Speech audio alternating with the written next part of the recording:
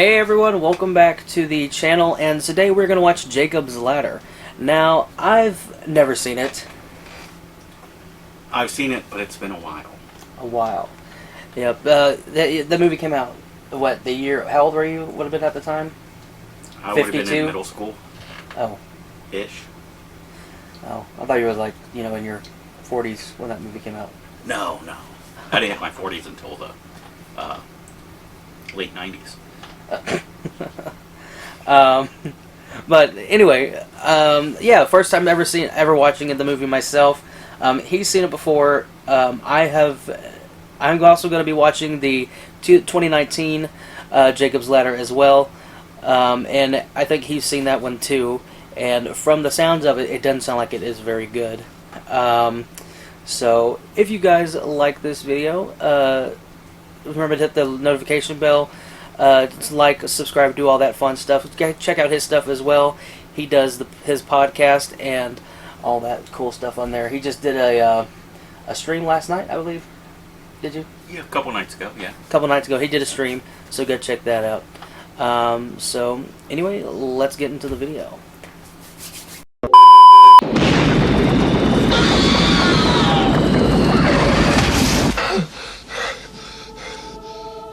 To go home. This is your home. You're dead. I'm not dead. What are you then? I'm alive.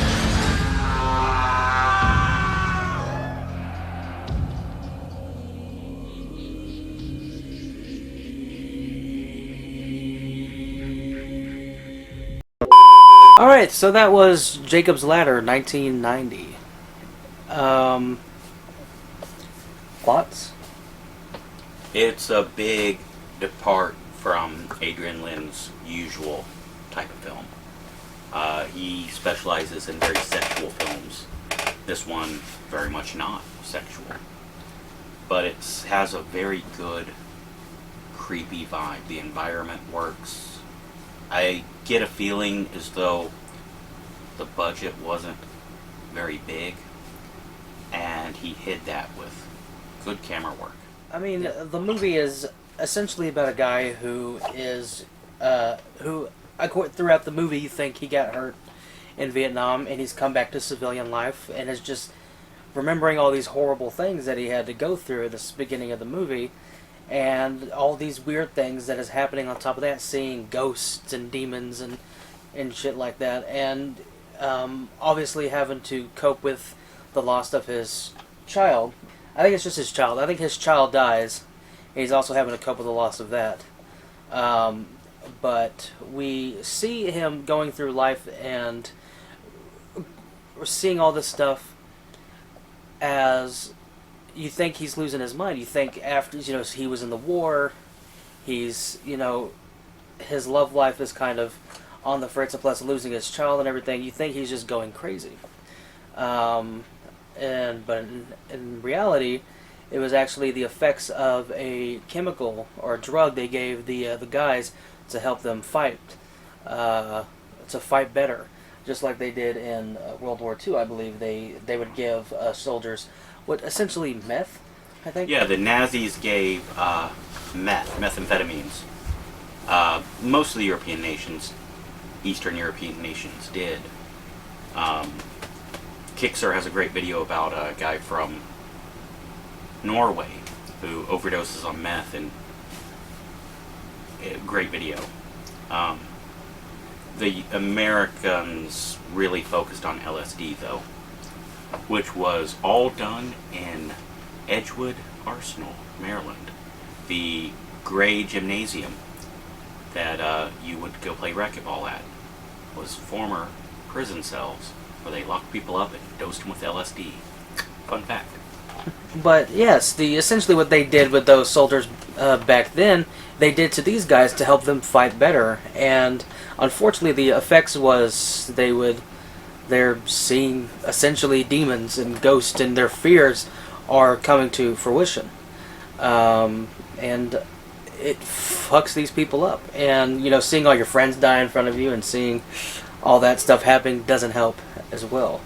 But the movie is very good. It's slow. It is slow, so if you're a person who just wants jump scares and a bunch of like a slasher type movie, then this one's not for you. But if you like the slow sort of build up, now I'm recently new to watching horror movies, so any scenes that was like, oh yeah, there's a surgery, I'm like, oh no, they're gonna cut somebody open. I don't want to watch this because I mean, being a Doc J, obviously the name ensues that and implies that you know were in the medical field at one point. So this guy is like, oh, this guy's a fucking pussy. But yeah, I mean, I don't like that kind of stuff. But the movie itself it gets you worried because you don't know where the movie's going next. There's like demons and worms and shit like that going around, and they're going back to Vietnam and it's flashing forward and back, so you don't know exactly where you're going to end up in the next scene. So, and I think the movie's pretty good. It's something different because you're used to seeing the slasher. Like at this time, the 90s, was seeing. Friday 13th was in its heyday. That should have been around 6 or 7. Nightmare on Elm Street was probably on 3 or 4 at that point. Right. Well, in 1995, Chucky was still a serious horror film. Right. They didn't get goofy until the late 90s. Right. Because I think Bride of Chucky came out in the late 90s, and then Seed of Chucky came out in 2002, I believe.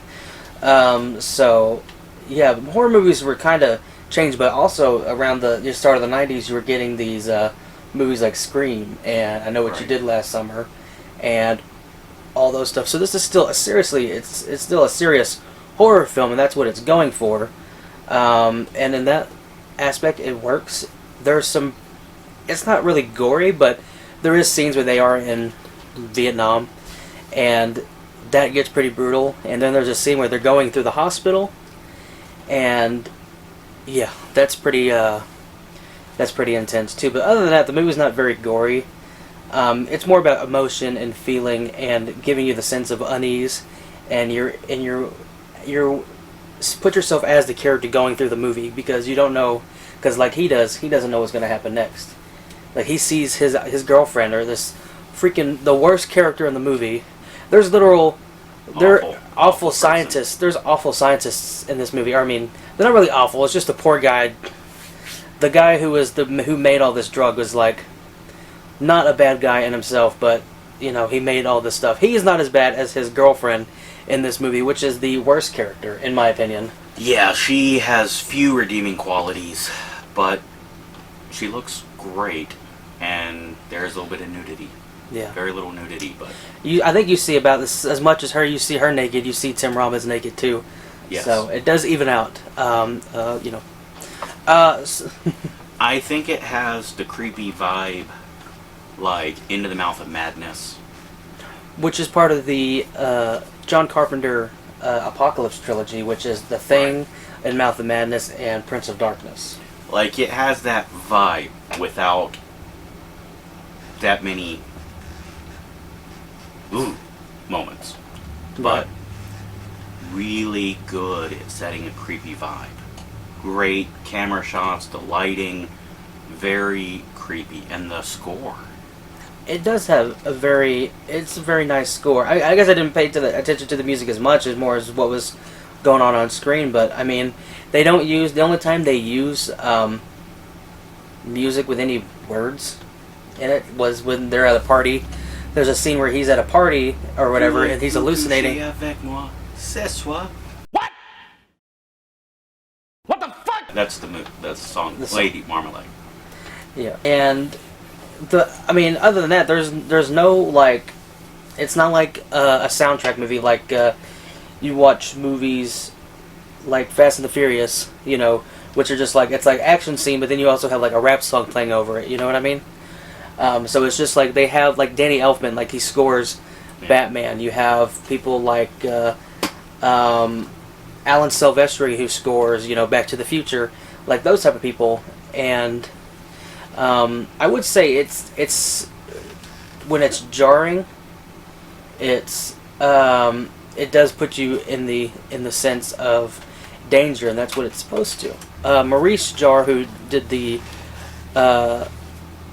soundtrack, I guess it would be the soundtrack. What it is. The score. Maurice Jarre, who did the score of the movie, I guess did a pretty good job.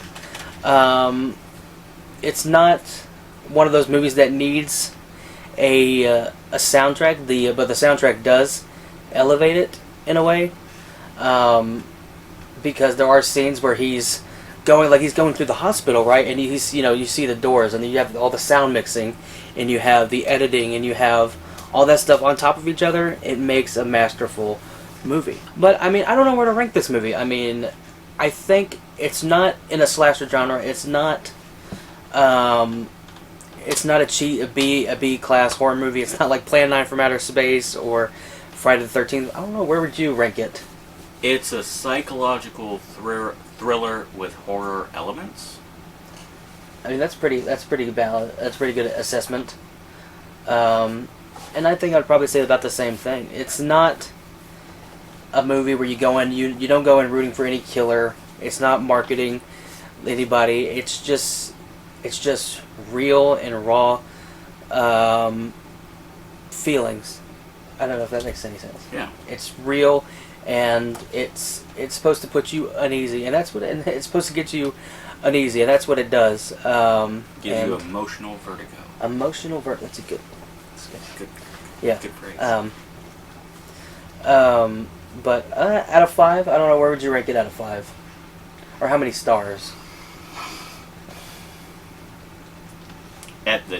I would say when it came out, 4 stars. Now 3.5. I'd say it's a bit dated, but that's probably just, I think, it had a low budget. Yeah, but does a high budget make the movie any better with this new Jacob's Ladder? No. So we're about to find that out. And myself, I rank it a 4 out of 5. 4 out of 5 because, like I said, there are some things about it I didn't care about that, and the girlfriend character made the movie almost unwatchable at sometimes. Plus, I don't like movies where there's a lot of there's surgery scenes, because I just know something's gonna happen. But yeah, I would give it that.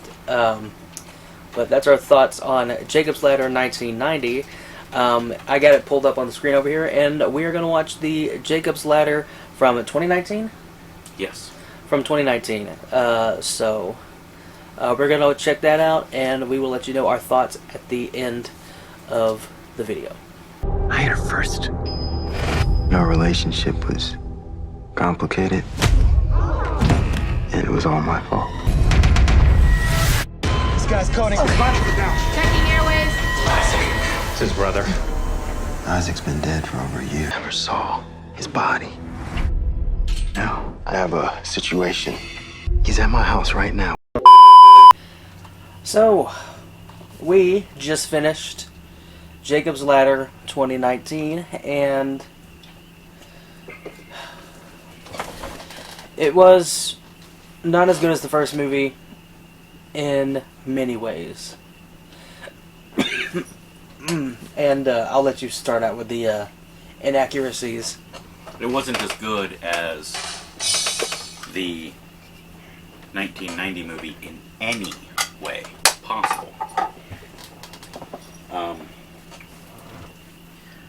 Well, alright, so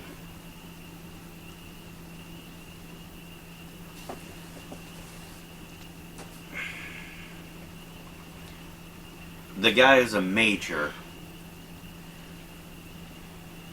and a trauma surgeon in the Marines. Okay, well, Marines don't have trauma surgeons. They use the Navy for that. Alright. And the Navy doesn't have majors. But then he's wearing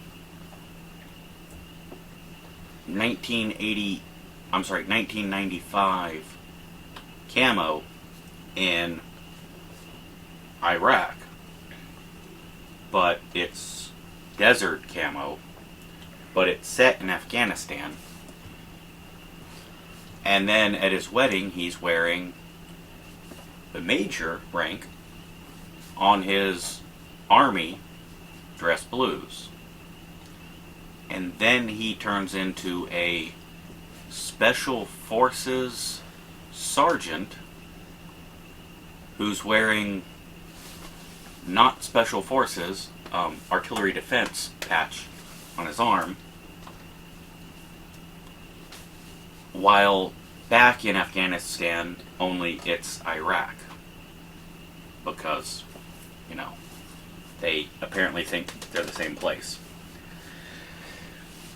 That's for the inaccuracies, not to go into the whole VA system. Yeah, we have trauma surgeons at every VA clinic.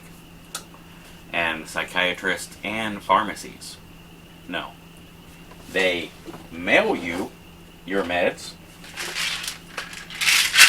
in an envelope. They also, because they charge by pill, they give you a pill cutter to cut that shit down. So you can just modify your own doses. But that's just the military side of this awful movie. With a 4% on Rotten Tomato, which means the director hired enough people to give it a rating, because there's no way 4% of the people that watched that movie liked it. And I guess we are part of that 4%. Yeah, I mean the movie is basically kind of sorta a reboot, a remake of the first movie, but with some changes. Instead of it being, you know, instead of Jacob being the main guy you see on the posters, I forgot the actor's name. I'll put it right here. But it's not. That's not Jacob. Jacob is actually his brother, who is, we think, dies in Afghanistan, Iraq, Uzbekistan, Nepal, wherever the hell they decide to be at. Kazakhstan. Yeah, we find out that Jacob is not the main character we see throughout the movie, who we're trying to follow, who's this doctor, surgeon, military, army guy. It's actually his brother, who is believed to have died while in Afghanistan, and we think that he died, but these people they say, your brother's here, and he's like, my brother died, but it turns out that the people who were telling him were all the people who died in his brother's platoon, their unit, and they all died in the unit while they were overseas.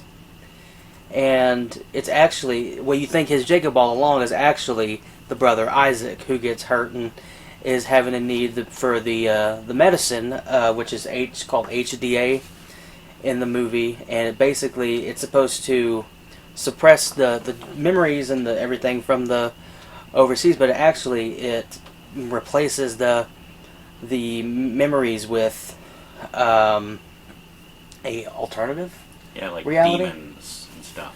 And it's weird because the first movie did it better, to where it was like they were testing it on people and everything and see how they react. It would make sense.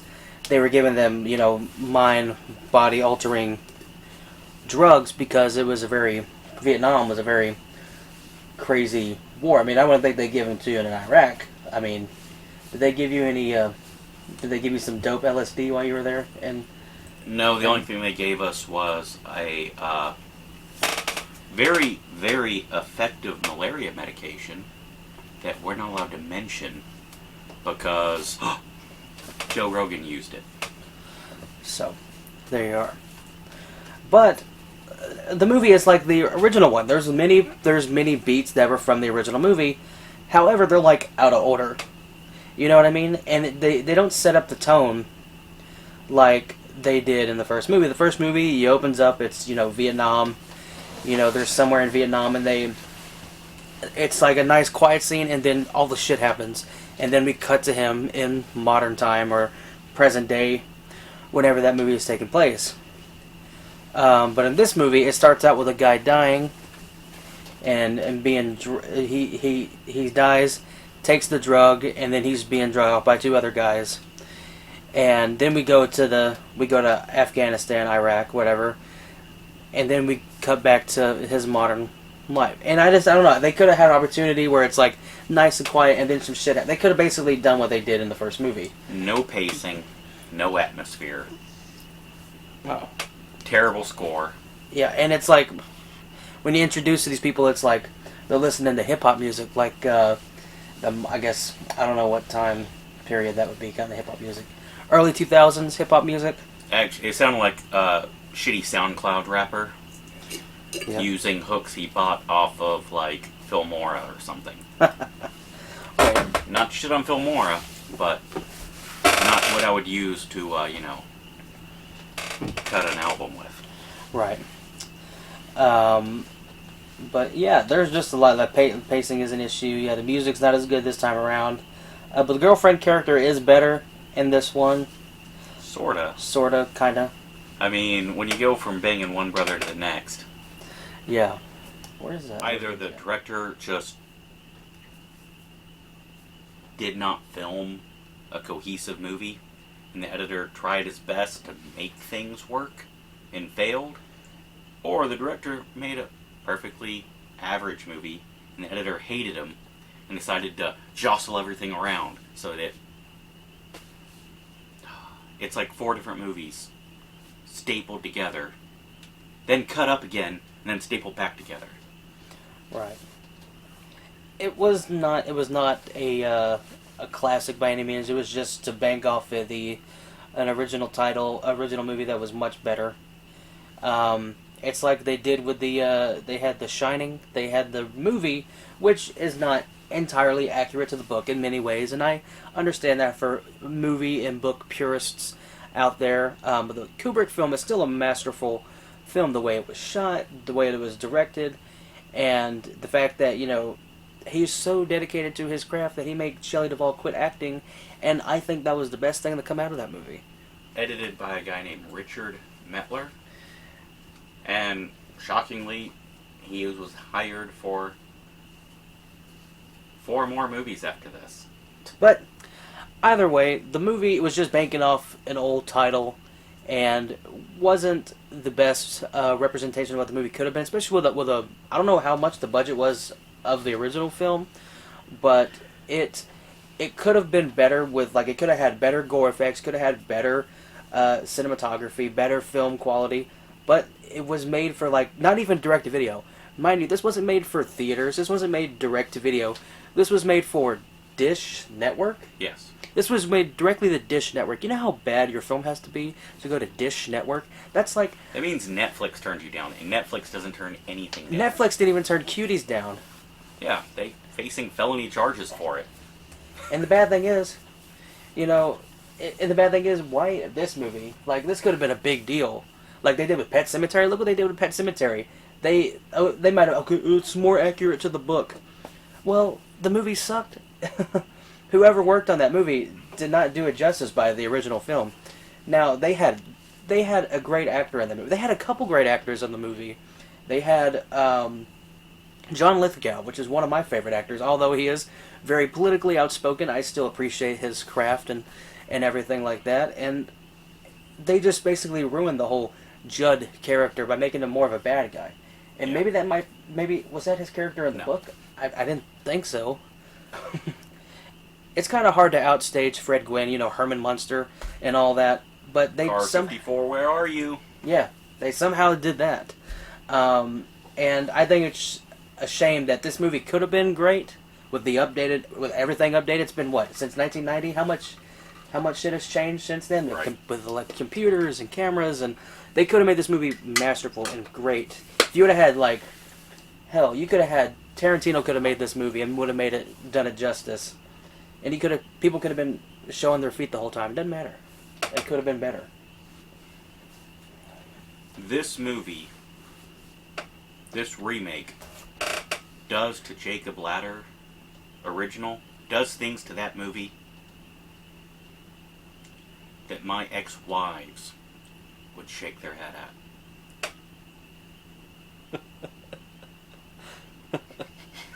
That's funny. But, in short, we didn't like the movie very much. How would you rank it on a scale of 1 to 5? On a scale of 1 to 5, a root canal is a 1.5. Oh God. I can't give this anything a half a star if I have to, because I would rather get 3 root canals than suffer through that movie again. What he said. So anyway, thank you guys for watching. Hope you enjoyed this double feature. Like I said, one was good, one wasn't. Tell me what your thoughts on these movies are in the comments below.